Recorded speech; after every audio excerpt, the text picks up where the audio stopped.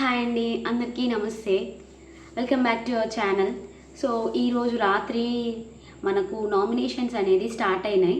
So కొంచెం నిన్న evening నేను కంటెంట్ అనేది కొంచెం మిస్ చేశాను. బట్ ఈరోజు ఎలాంటి కంటెంట్ అనేది మిస్ చేసిన కంటెంట్ ఏదేమీ లేదు. అది నేను ఎపిసోడ్లో చూసి కవర్ చేస్తాను. రేపు ఇంకొక వీడియోతోటి మళ్ళీ మీ ముందుకు వస్తాను. ప్రజెంట్ ఈ వీడియోలో మాత్రం నేను డిస్కస్ చేయాలనుకుంటున్న points only nomination points. Night almost 8:30 నుంచి 8:30 ఆల్మోస్ట్ 8 to 8:30 మధ్యలో స్టార్ట్ అయింది నామినేషన్స్. అప్పటి నుంచి మొదలు పెడితే ఇప్పుడు 1 o'clockకి కంప్లీట్ అయిపోయిందండి. సో ఇప్పటివరకు స్టిల్ నామినేషన్స్ అనే ప్రక్రియ అనేది అయిపోయింది. సో దాంట్లో మెయిన్ పాయింట్స్ మనం డిస్కస్ చేసుకున్నాం. ఇది రేపటి ఎపిసోడ్లో అన్నీ కవర్ కాకపోవచ్చు, ఎందుకంటే లైవ్లో మాత్రం టోటల్గా ఆల్మోస్ట్ అన్నీ కవర్ అయిపోతాయి.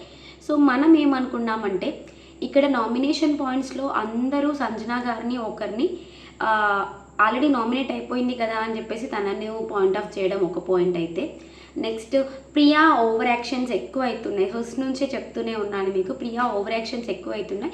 ప్రియా తన ఒపీనియన్స్ తన దగ్గర పెట్టుకోవడము అనేసి తన ఒపీనియన్స్ని వేరే వాళ్ళ మీద రుద్దడాలు కూడా ఇప్పటి నుంచి స్టార్ట్ చేసింది.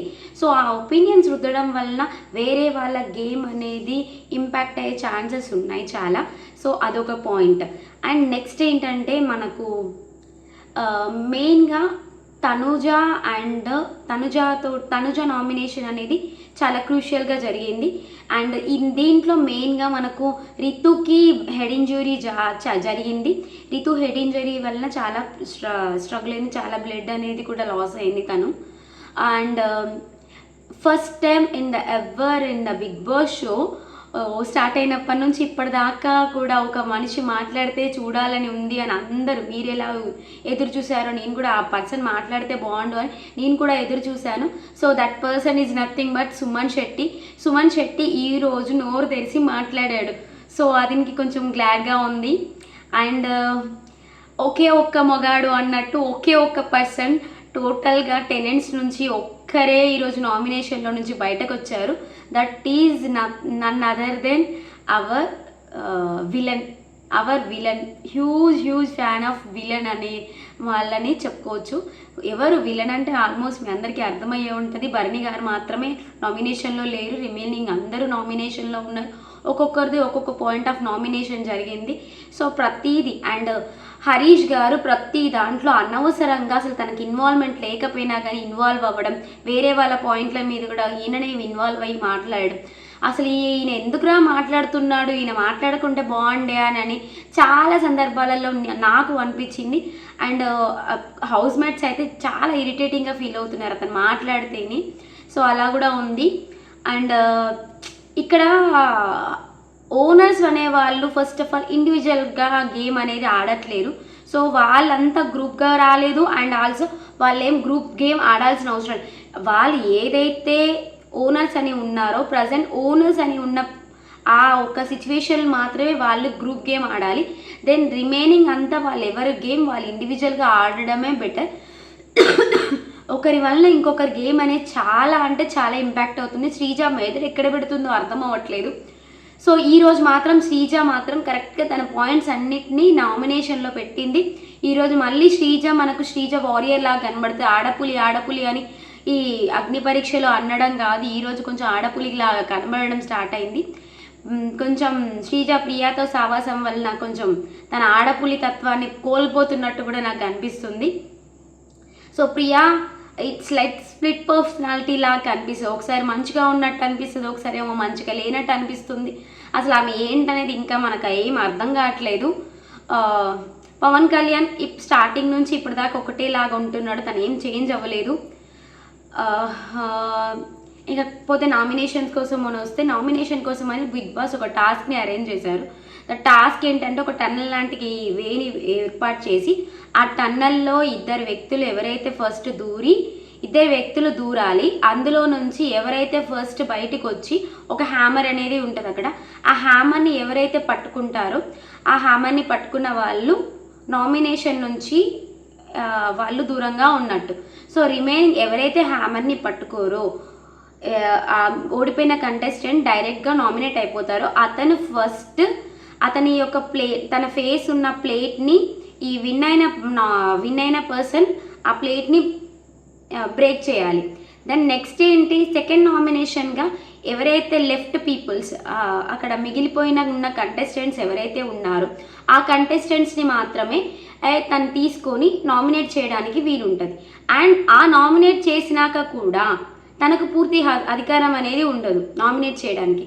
తను ఒక పర్సన్ని చూస్ చేసుకొని కారణాలు చెప్పి ఆ హ్యామర్ని తీసుకొని వెళ్ళి ఓనర్స్ అయిన మన ఓనర్స్ క్యాండిడేట్స్కి ఇస్తే ఓనర్స్లో 6 మెంబర్స్ ఉన్నారు కదా కామనర్స్కి, ఆ 6 కామనర్స్కి ఈ వీళ్ళల్లో ఎవరైతే గెలిచారో అతను వెళ్ళి హ్యామర్ని ఇవ్వాలి. ఆ హ్యామర్ని ఇచ్చి ఆమెకు కూడా ఇతను చేసిన నామినేషన్ అనేది పర్ఫెక్ట్గా ఆమెకు అతనికి పర్ఫెక్ట్ అని అనిపిస్తే, తనకు కూడా పాయింట్స్ ఉన్నాయి వాళ్ళ మీద అని అనిపిస్తే మాత్రమే వాళ్ళు యాక్సెప్ట్ చేయాలి. లేదంటే వాళ్ళకు నచ్చిన క్యాండిడేట్ని తీసుకొని కూడా వాళ్ళు నామినేట్ చేసుకునే ఛాన్స్ అనేది ఉంటుంది. తనకు నచ్చకపోతే ఆ ఓనర్స్ నుంచి ఎవరైతే సెలెక్ట్ చేసుకుంటారో ఆ సుత్తి తీసుకున్న అతనికి ఆమెకు ఫుల్ రైట్స్ ఉంటాయి, చేంజ్ చేసుకోవచ్చు. లేదంటే వేరే సొంతగా వాళ్ళే నామినేట్ చేసే అధికారం అనేది వాళ్ళకు ఉంటుంది. అండ్ ఇంకొక ట్విస్ట్ ఏంటంటే ఎవరైతే ఓనర్స్ ఉంటారో ఈ టోటల్ నామినేషన్ ప్రక్రియ కంప్లీట్ అయ్యే వరకు ఎవరికైతే హ్యామర్ అనేది వాళ్ళకు రాకుండా ఉంటుందో ఆ రాకుండా ఉన్న వాళ్ళకు డేంజర్ జోన్లో ఉండే అవకాశం అనేది ఎక్కువగా ఉంటుంది. సో ఇక్కడ డేంజర్ జోన్లో ఉన్న వాళ్ళకు ప్రాబ్లమే అండ్ నామినేషన్లో ఉన్న వాళ్ళకు ప్రాబ్లమే. అంటే ఓనర్స్కి ప్రాబ్లమే ఉంది, టెనెంట్స్కి ప్రాబ్లమే ఉంది. ఇది మన టాస్క్ యొక్క నియమాలు. సో టాస్క్ నియమాలు కంప్లీట్ అయిపోయినాక రీతు అండ్ తనుజ ఇద్దరు కలిసి పోటీలోకి వచ్చారు. సో తనుజ పోటీలో జరుగుతున్న క్రమంలోనే రీతుకి హెడ్ ఇంజ్యూరీ జరిగి బ్లడ్ అనేది కారి బ్లీడ్ అవుతుంది. ఆ తనుజ విన్ అయిపోయి తనుజ హ్యామర్ని తీసుకుంది. సో హ్యామర్ని తీసుకున్నాక తను ఆల్మోస్ట్ రీతు అనేది డైరెక్ట్గా నామినేట్ అయిపోయినట్టే, ఓడిపోయిన వాళ్ళు నామినేట్ అయినట్టే. సో ఆ నామినేషన్ ప్రక్రియలో భాగంగా తనుజ హ్యామర్ని ప్లేట్ని బ్రేక్ చేసింది రీతుది.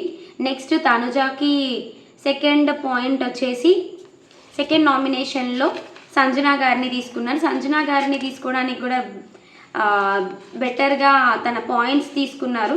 ఈరోజు మార్నింగ్ నుంచి జరిగిన సిచ్యువేషన్స్ అన్నీ కాన్సిక్వెన్సెస్ అన్నిటిని బేస్ చేసుకొని తన 15 మెంబర్స్ ఉన్న హౌస్లో 14 మెంబర్స్ తన మాట వినట్లేరు, తనకు సపోర్ట్ చేయట్లేరు అంటే తనది మిస్టేక్ ఉంది అని తను ఒప్పుకోకుండా తన పాయింట్నే తను ఇంకా వాదించుకొని తను అటెన్షన్ సీక్ చేయాలి, తన మీద సింపతి గెయిన్ చేయాలి అని ఆ ఉద్దేశంతో తను అలా బిహేవ్ చేసింది అని చెప్పేసి తను మాట్లాడడం జరిగింది. అండ్ ఇంకేంటంటే ఇది ప్రక్రియ కంప్లీట్ అయిపోయినాక తను హ్యామర్ని తీసుకెళ్ళి పవన్ కళ్యాణ్కి ఇచ్చింది తనుజ. పవన్ కళ్యాణ్ కూడా ఏదైతే తనుజ చెప్పిందో ఆ మాటలకి స్టిక్ ఆన్ అయిపోయి సంజన గారిని okay, I'm also agree with Sanjana గారు, బికాజ్ మీ ఒక్కరి వలన ఈరోజు నా కంటెస్టెంట్స్ లేడీ కంటెస్టెంట్స్ అందరూ ఇబ్బంది పడుతుంటే మీరు పట్టించుకోకుండా మీ స్టాండ్ మీద మీరే ఉన్నారు అని చెప్పేసి తన ఒపీనియన్ని కూడా తను పాస్ చేశాడు.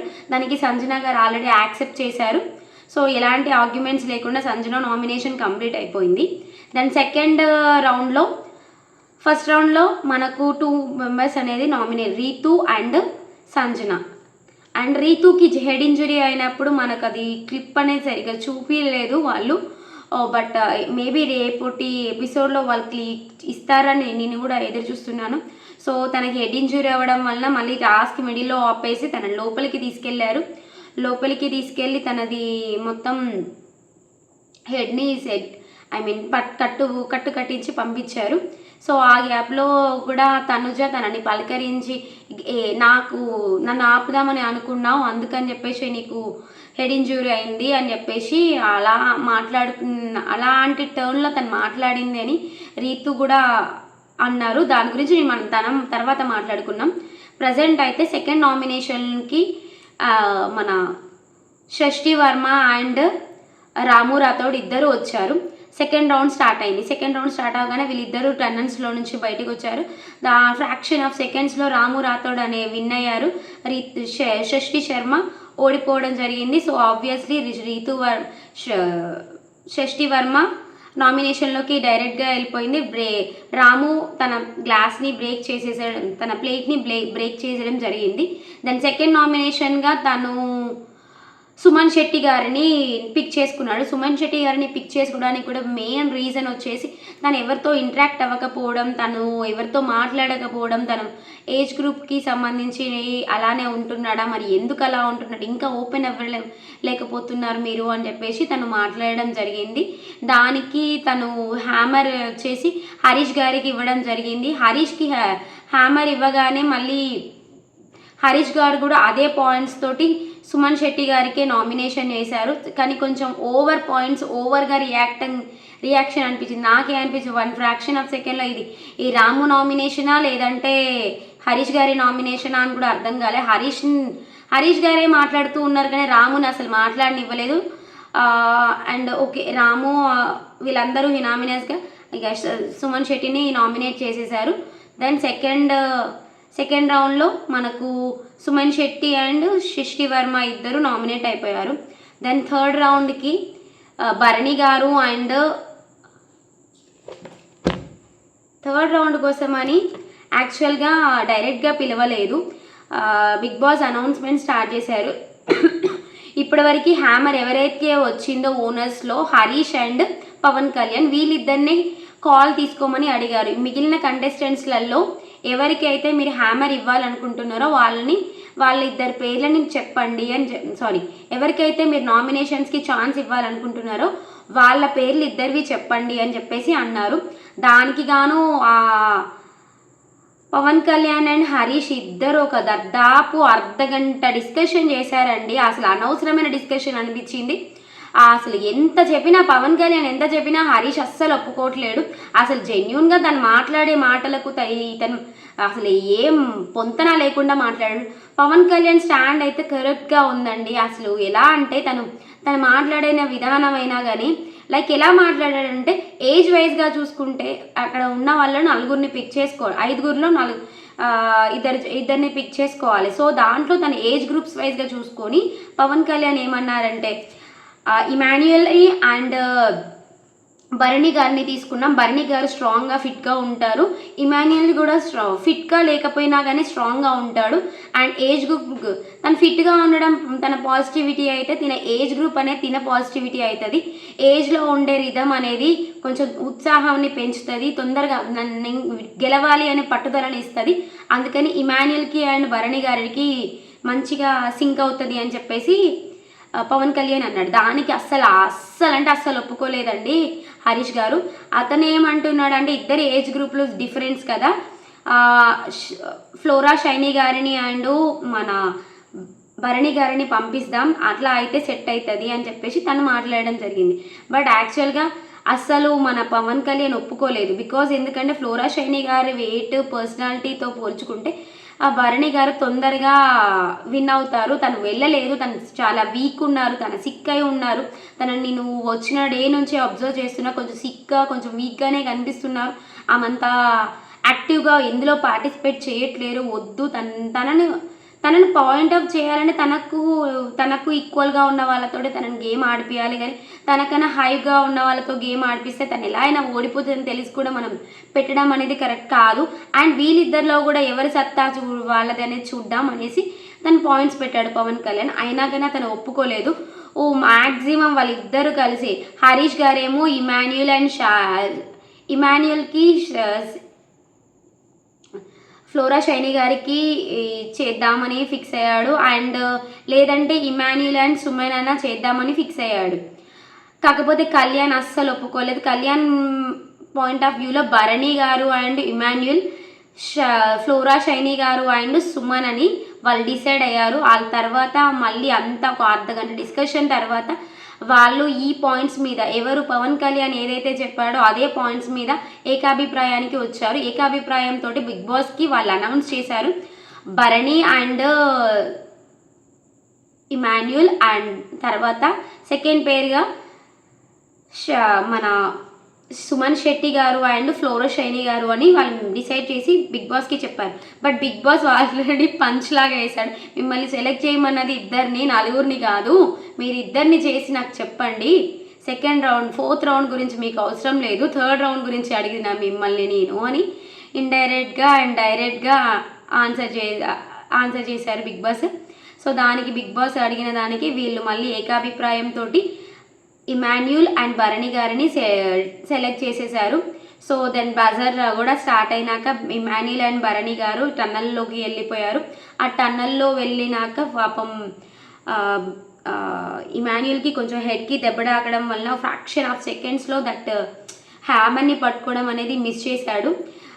బట్ మ్యాక్సిమం ట్రై చేశాడు, భరణి గారికి ఏం తగ్గకుండా ట్రై చేశాడు, బట్ జస్ట్ ఫ్రాక్షన్ ఆఫ్ సెకండ్లో మిస్ అయ్యారు. కాకపోతే భరణి గారు తీసుకున్న పాయింట్ ఏంటంటే ఫస్ట్ ఆల్మోస్ట్ ఇక ఓడిపోయాడు కాబట్టి ఇమాన్యుల్ ప్లేట్ని బ్లాస్ట్ చేయాలి. సో బ్లాస్ట్ చేశాడు. సెకండ్ ఏంటంటే సంజనా గారిని నామినేషన్కి తీసుకున్నారు. సంజనా గారిని నామినేషన్ తీసుకున్న విధానం అది నాకు అసలు నచ్చలేదండి. బికాజ్ ఏంటంటే తను పెట్టిన పాయింట్ ఏంటంటే she's not fit for the games, she's very fatty అన్నట్టు మాట్లాడాడు.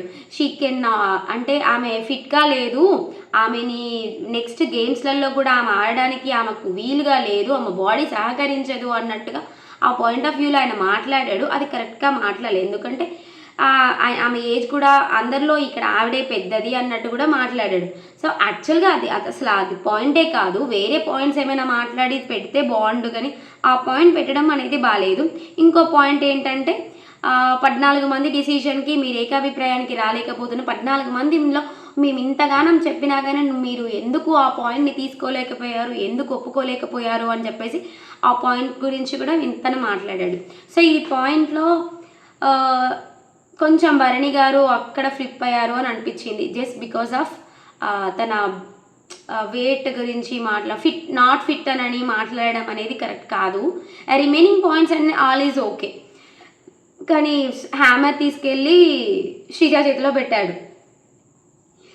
ఓనర్ సైడ్ నుంచి శ్రీజ చేతిలో పెట్టడం వలన శ్రీజ ఏం చేసింది, శ్రీజ కూడా ఈ పాయింట్స్నే చెప్పి పొద్దున్నుంచి మీరు చేసిన రచ్చ అంత కరెక్ట్ కాదండి, అసలు మేము ఎంత చెప్పినా మీరు వినకపోవడం, అమ్మాయిలకు ఇబ్బంది పెట్టడం అనేది పాయింట్స్ అన్నీ మాట్లాడి దెన్ దాని తర్వాత తను ఒక పాయింట్ మీద ఇనిషియేట్ తీసుకుంది.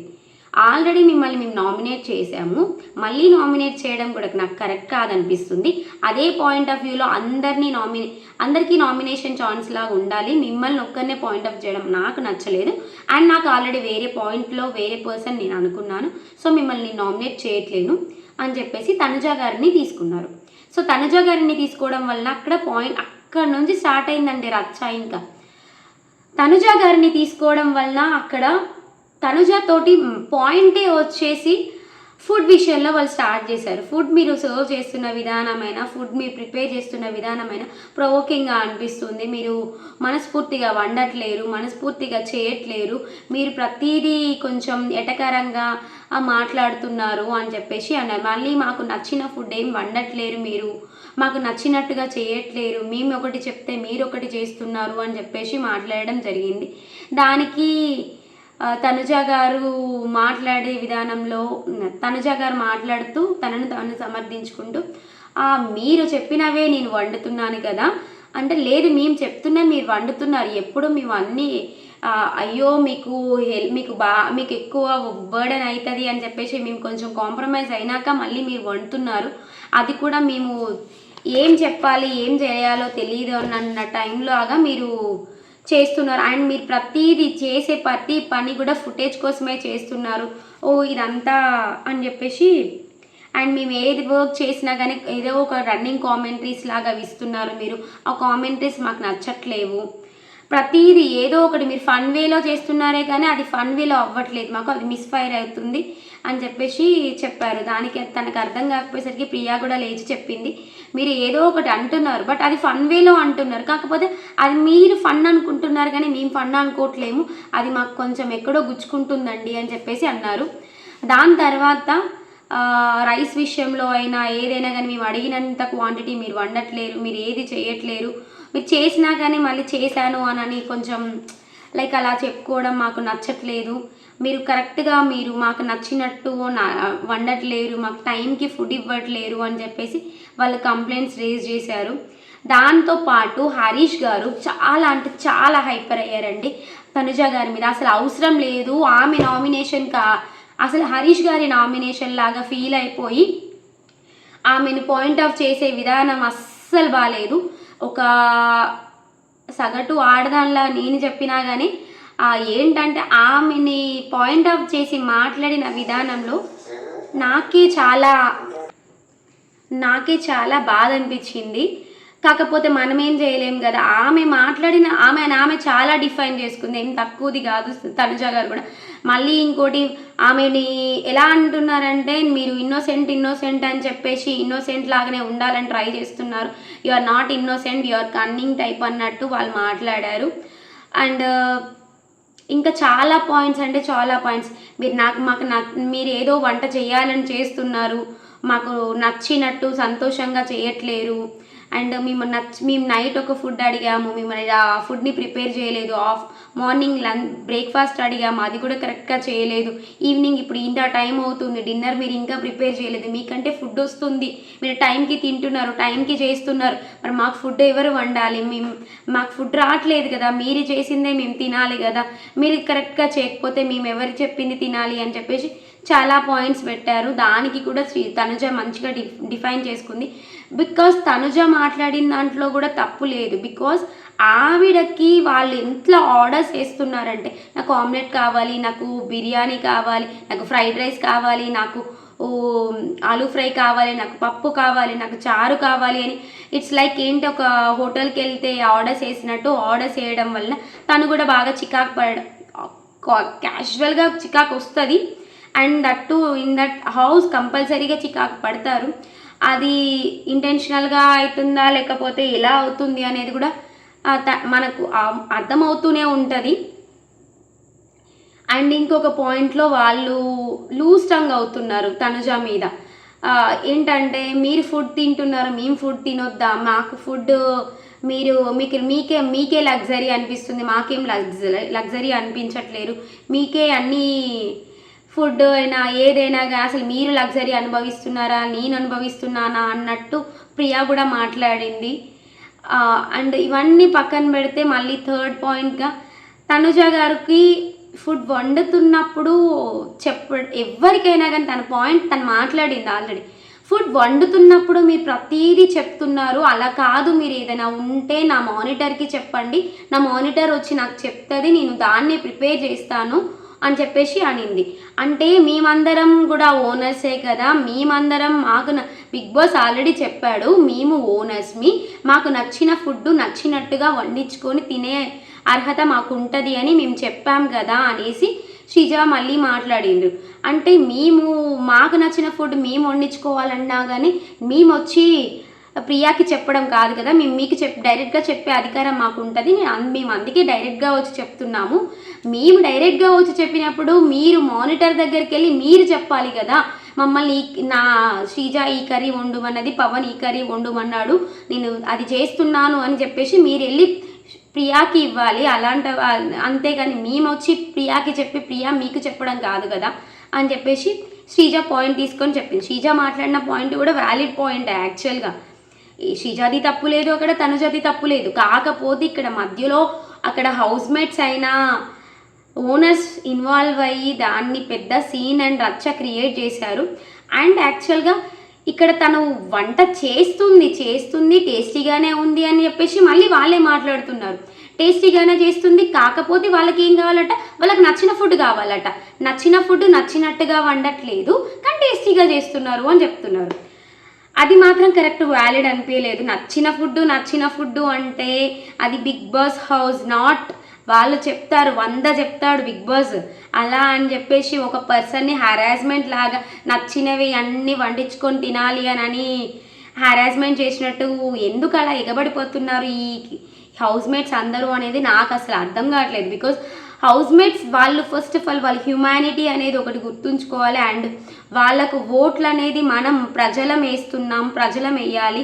వాళ్ళు అనేది ఉంటున్నారు, వాళ్ళు ఉండడం కాకుండా బయట ఫస్ట్ జనాలకు వాళ్ళు ఎలా పోర్ట్రేట్ అవుతున్నారు అనేది ఒక విషయం వాళ్ళు గుర్తుంచుకొని వాళ్ళు కొంచెం హ్యుమానిటీతో మంచిగా బిహేవ్ చేసి వీళ్ళతో కూడా కలుపుగోలుగా ఉంటేనే కదా నెక్స్ట్ మనకు కూడా బిగ్ బాస్ చూడాలి అని అనిపిస్తుంది. ఏమో ఇక వాళ్ళైతే గొడవలు అయితే మంచిగా పెట్టుకుంటున్నారు. ఈ హౌస్మేట్ ఓనర్స్ టెనెంట్స్తో మంచిగానే గొడవలు అవుతున్నాయి. ఇవి గొడవలు ఎంతవరకు దారి తీస్తాయో మళ్ళీ ఇంకా నెక్స్ట్ ఎపిసోడ్స్లో కూడా చూద్దాం.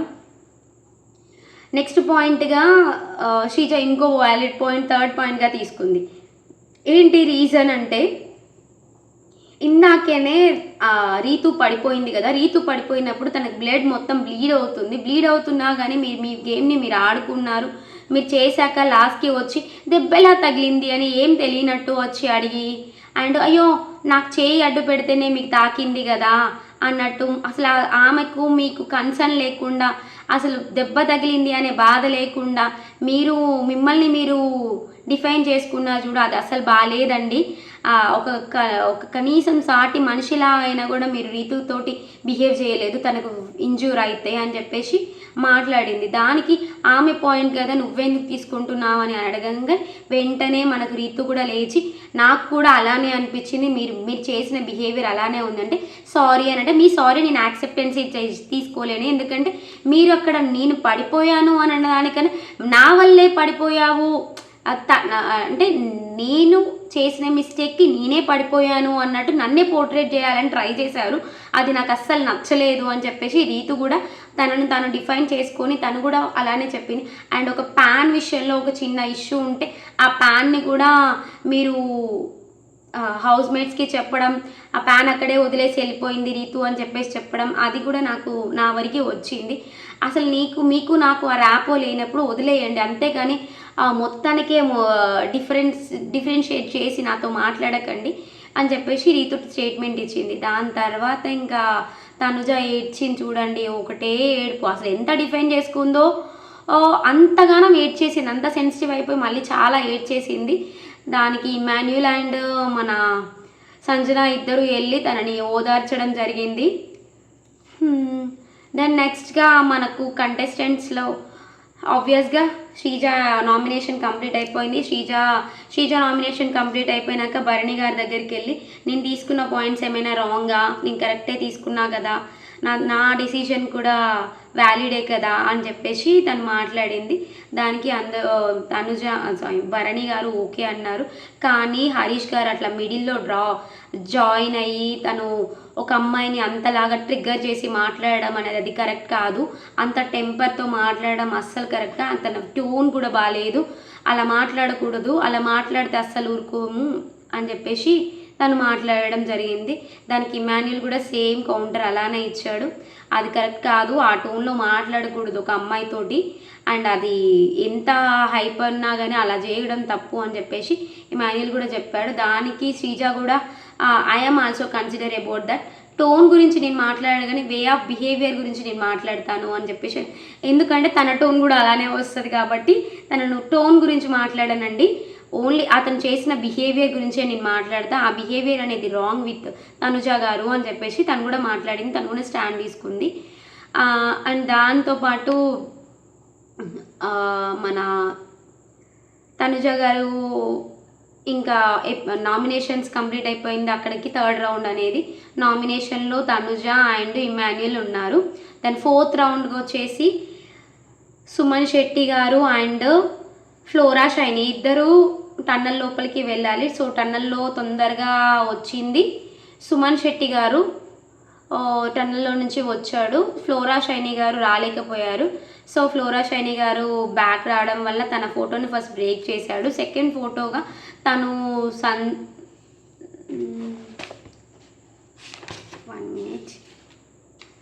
తను సెకండ్ ఫోటోకి క్యాండిడేట్ కింద సెకండ్ నామినేషన్ కింద సంజన గారిని పిక్ చేసుకున్నాడు. బికాజ్ సేమ్ రీజన్, సంజన గారిని పిక్ చేసుకున్న రీజన్ కూడా సేమ్ అదే.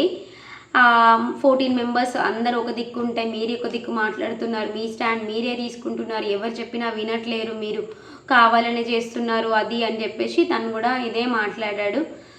తర్వాత ఫ్లోరా ఆ పాయింట్స్ని బేస్ చేసుకొని తను వెళ్ళి ప్రియాకి హ్యామర్ ఇచ్చాడు. ప్రియాకి హ్యామర్ ఇవ్వడగానే ప్రియా వచ్చి ఫస్ట్ ఎంత ఫ్లిప్ అయిందంటే ప్రియా అస్సలు ఈమె ఇంతనా అని అనిపించింది నాకే. ఎందుకు అంటే ప్రియా ఒక మాటలో ఒకటే అనింది, నాకు కూడా ఎవరి మీద ఒపీనియన్స్ లేవు, పాయింట్స్ అన్నీ క్లియర్గా ఉన్నాయి, సంజన గారు ఓకే నాకు అని చెప్పేసింది. అండ్ కాకపోతే మళ్ళీ సంజన గారు డిస్కషన్లో అక్కడ ఏమనుకున్నారంటే మనకు దగ్గర నామినేట్ కాని పర్సన్స్ ఎంతమంది ఉన్నారు, ఇద్దరు అని చెప్పేసి అన్నారు. ఇద్దరు అంటే ఆ ఇద్దరు ఎవరు అని అనేసి అడిగి వాళ్ళు డిస్కస్ చేసుకున్న మాట మళ్ళీ ఇద్దరు అనలో ఆ ఇద్దరిలో రాము అండ్ భరణి గారు ఇద్దరు నామినేషన్లోకి లేరు అప్పటి వరకు. కాకపోతే ఆ మాట వినిందా వినలేదా ప్రియా నాకు తెలీదు. బట్ ప్రియా మాత్రం కన్నింగ్గా రాము గారు నామినేషన్లో లేరు అనే పాయింట్ ఒకటి తీసుకున్నట్టుంది. మళ్ళీ అసలు ఆమెకు అస్సలు ఇంట్రెస్ట్ లేదు, ఆమెకు సంజనానే చేసేసి వదిలేసి వెళ్ళిపోదామని ఫిక్స్ అయ్యి వచ్చింది. తను కూడా లాస్ట్కి నాకు ఎవరు నామినేషన్లో లేరు, నాకు ఇదే పాయింట్స్ ఉన్నాయి, అందరూ ఉన్నారు అని చెప్పేసి అని తనే లాస్ట్లో రాము గారిని పిక్ చేసుకొని నాకు మార్నింగ్ మీతో జరిగిన గొడవ నచ్చలేదు, మాకు మీతో ర్యాపో లేదు, నాకు మీరు మార్నింగ్ ఫుడ్ తింటుంటే నా ఫుడ్ నోట్ దగ్గరది ఫుడ్ తీసేసుకున్నారు అట్లా అని చెప్పేసి ఆ సిల్లీ పాయింట్స్ తోటి కావాలని రాముని నామినేషన్లోకి తీసుకురావాలని ఒకే ఒక ఇంటెన్షనల్గా ఆ పాయింట్ పెట్టింది అని క్లియర్ కట్గా నాకే కాదు రేపు పొద్దున మీరు వీడియో చూస్తే ఎపిసోడ్ వీడియో చూస్తే మీకు అర్థమవుతుంది. సో అది కావాలని క్లియర్ కట్గా పెట్టారు రాముని. సో రాము కూడా నామినేషన్లో ఉన్నాడు. సో టోటల్గా ఈరోజు 8 members from the tenant side నామినేషన్లో ఉన్నారు. అందులో ఫస్ట్ రీతు,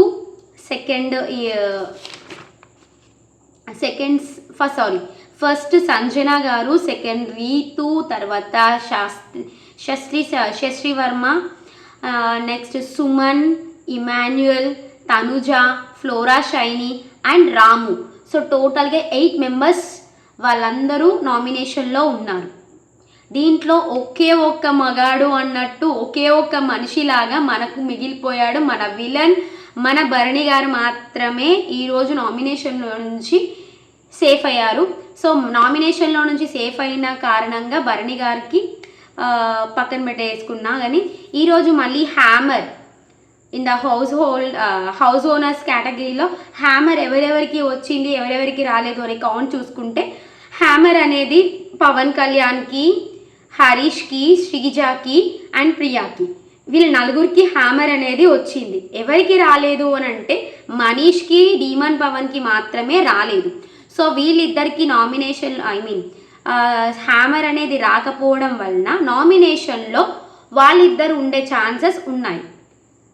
ఆ డేంజర్ జోన్లో ఉన్నారని బిగ్ బాస్ ఆల్రెడీ అనౌన్స్ చేశారు. సో దాని తర్వాత భరణి గారి బర్త్డే అనుకుంటా ఈరోజు 12 o'clock అవ్వగానే ఎగ్జాక్ట్గా వాళ్ళందరూ విష్ చేశారు. అది నాకు అర్థం అవ్వలేదు యాక్చువల్గా. 12 o'clock అవ్వగానే వీళ్ళకి ఎలా తెలిసింది భరణి గారు ఎగ్జాక్ట్లీ 12 అయిందని వాళ్ళకి ఎలా అర్థమైందని నాకు అర్థం కాలేదు. మేబీ ఏమైనా షార్ట్స్ అక్కడ బిగ్ బాస్ హౌస్ దగ్గర షార్ట్స్ ఎవరైనా ఫ్లై చేశారా మరి ఏంటో నాకు అర్థం కాలేదు. ఎగ్జాక్ట్ 12 o'clock మన టైంలో 12 o'clockకి ఎగ్జాక్ట్గా అక్కడ భరణి గారికి విషెస్ అనేది వాళ్ళు చెప్పడం జరిగింది. దాని తర్వాత బిగ్ బాస్ అనౌన్స్మెంట్ జరిగింది. బిగ్ బాస్ అనౌన్స్మెంట్లో ఏంటి, ఎవరికైతే హ్యామర్ రాలేదో హౌస్ ఓనర్స్లో వాళ్ళలో ఇద్దరిలో నుంచి ఎవరినో ఒకరిని ఈ డైరెక్ట్గా నామినేషన్ చేసే అవకాశం అనేది భరణి గారికి వచ్చింది అని భరణిని వాళ్ళిద్దరిలో ఎవరో ఒకరిని సెలెక్ట్ చేసుకోమని చెప్పేసి బిగ్ బాస్ అనౌన్స్మెంట్ ఇచ్చాడు. సో దానిలో భాగంగా బిగ్ బాస్ అనౌన్స్మెంట్ని అనుసరించి భరణి గారు నాకు ఓన్లీ ఈరోజు ఎవరి మీద అనేది ఏమీ లేదు, మనీష్ గారి మర్యాద బాగుంటుంది, మనీష్ గారు ఎవరితోనైనా మాట్లాడే విధానమైనా కానీ పొలైట్గా కనిపిస్తుంది, డీమన్ పవన్ కొంచెం యాటిట్యూడ్గా కనిపిస్తాడు అండ్ తన బాడీ లాంగ్వేజ్ కూడా కొంచెం డిస్రెస్పెక్టివ్గా కనిపిస్తుంది, అంతే, అంతకుమించి ఏ రీజన్స్ లేవు అని చెప్పేసి స్మూత్గా తన నామినేషన్ని కంప్లీట్ చేసేసుకున్నాడు. కాకపోతే డీమన్ పవన్ ఒప్పుకోలేదు దానికి. ఎందుకన్నా నేను ఎక్కడ మిస్టేక్ చేశాను, నేను ఎప్పుడు మిమ్మల్ని డిస్రెస్పెక్టివ్గా చూడలేదు, మీరు చాలా నిన్న ప్రతి ఒక్కరిని అన్న, బ్రదర్, బ్రో అనే పిలిచాను కదా, ఎవరిని ఎప్పుడు డిస్రెస్పెక్ట్ఫుల్గా చూడలేదు అని అంటే కరెక్టే, అతను ఎప్పుడు డిస్రెస్పెక్ట్గా చేయలేదు. కాకపోతే అతని body language almost in the Bigg Boss హౌస్లో నాకు కనిపించింది ఏంటంటే బాడీ లాంగ్వేజ్ అనేది కొంచెం యాటిట్యూడ్గానే కనిపిస్తుంది డీమన్ పవన్ది. సో నాకు అనిపించింది అదే సేమ్ భరణి గారికి కూడా అదే అనిపించింది. తన బాడీ లాంగ్వేజ్ ఆల్మోస్ట్ కొంచెం ఇర్రెస్పాన్సిబుల్ ఆన్సర్స్ ఇచ్చినట్టు, ఇర్రెస్పెక్టివ్గా ఉన్నట్టు, అండ్ కొంచెం నేనే తోపు తుడుం అన్నట్టే బిహేవియర్ కనిపిస్తున్నట్టు కనిపిస్తుంది. అది కొంచెం తన బాడీ లాంగ్వేజే అంతనా మరి ఏంటో అర్థం కాదు. ద బాడీ లాంగ్వేజ్ని కొంచెం తగ్గించుకుంటే తను కూడా మంచిగా సర్వైవ్ అయ్యే ఛాన్సెస్ చాలా ఉంటాయి బిగ్ బాస్ హౌస్లో. అదే రీజన్ తోటి బిగ్ బాస్లో ఇప్పుడు నామినేషన్ ప్రక్రియలో డీమన్ పవన్ని భరణి గారు నామినేట్ చేశాడు. బిగ్ బాస్ అనౌన్స్ చేసిన వెంటనే నామినేషన్లో డీమన్ పవన్ అని చెప్పేసి వాళ్ళు భరణి గారు చెప్పడం జరిగింది.